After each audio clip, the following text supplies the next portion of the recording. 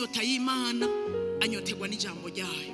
Ntushobora kuvuga ngo urafise inyota y'Imana ngo ntunyotegwe ijambo. Haba hari hagahazi. Kunyotegwa ijambo bitegerezwa kuba muri wewe.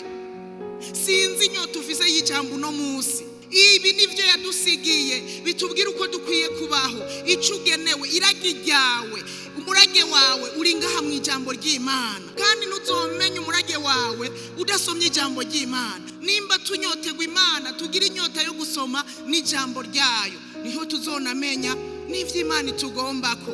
Usomye muri Zaburi y'ijana na 19 ku murongo wa 81 haravuga ngo umutima wanje uciwe intege no kwifuza agakiza kawe, ariko nizigira ijambo ryawe.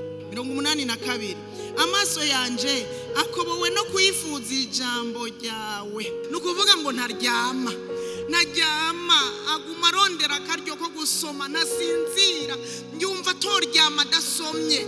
Amaso kuburya koboka yifuza ijambo ry'Imana, asoma ijambo ry'Imana, atahura ivy'ijambo ry'Imana, akarara amaso ariko arasoma ijambo ry'Imana.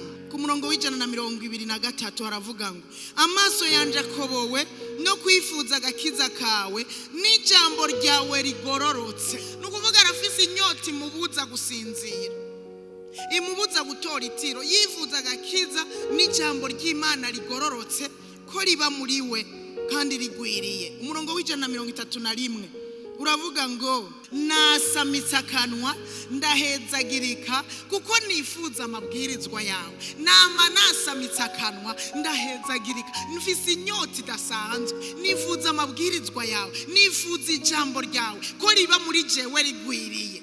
Nifuza ijambo ryawe ko ari ryo rindongora, ko ari ryo rinyigisha. Haleluya. Mwumviye inyota y'ijambo yari muri we.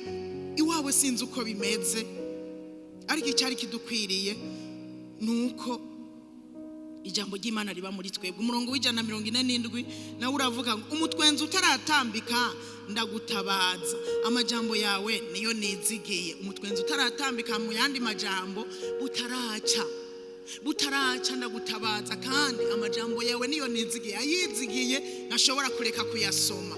Haleluya. Nukuvuga kurara ijoro, kurara amaso, umuntu akasama yiteze ijambo ry'Imana.